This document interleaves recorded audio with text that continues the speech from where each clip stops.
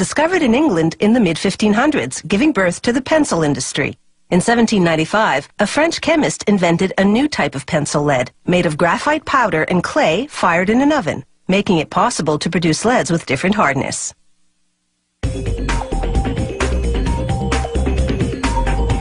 For the pencil's body, you need a type of wood that's soft enough to sharpen, yet strong enough not to bend under the writer's hand pressure. This German pencil factory uses cedar from California. The wood is 5 millimeters thick and arrives pre-cut in slats of 18 by 7 centimeters. One by one, the slats pass under a giant cutting wheel. It carves grooves that will become the channel down the middle that holds the lead. The next machine fills the grooves with glue, a special formulation that's slightly elastic. This cushions the lead so that it's less likely to break inside the channel. Every second slat moves on to another conveyor belt. The ones that stay on this line head toward the machine that lays in the lead. The lead is made of a graphite and clay mixture, baked in an oven at more than 800 degrees Celsius. The lead-laying machine's wheel loads itself with leads. Their spacing matches the grooves in the slats. It's the same process for colored pencils, only the leads are made of wax, clay, and pigments, with no baking required.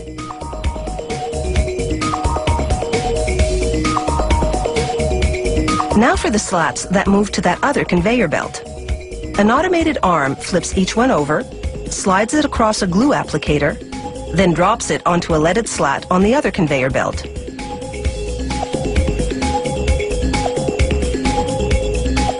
All the steps to this point have culminated in what is effectively a lead sandwich.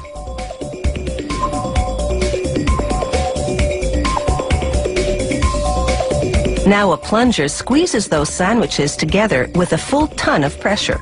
It compresses them for an hour while the glue dries. After that, it's just a matter of slicing the sandwiches into pencils. This shaping machine makes the hexagonal profile in 2 steps. First, its upper cutter forms 3 sides on top, then its lower cutter shapes 3 sides on the bottom. As soon as the bottom side is cut, the pencils separate.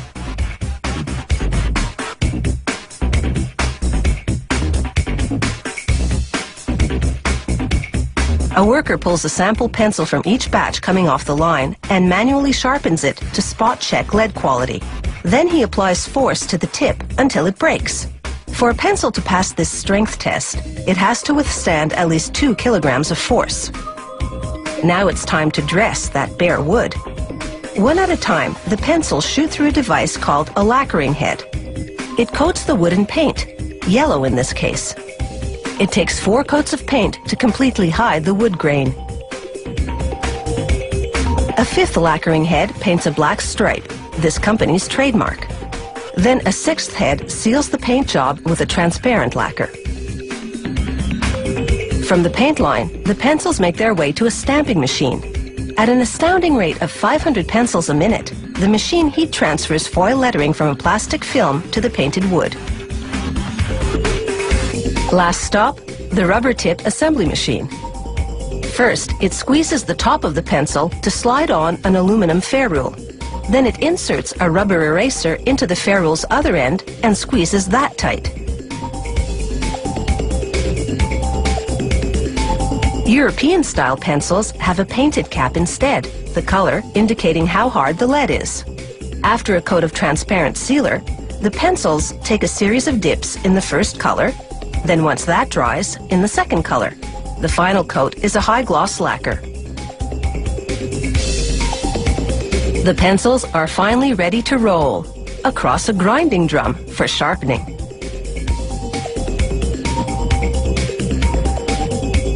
By the time they roll off, they're pointed perfection.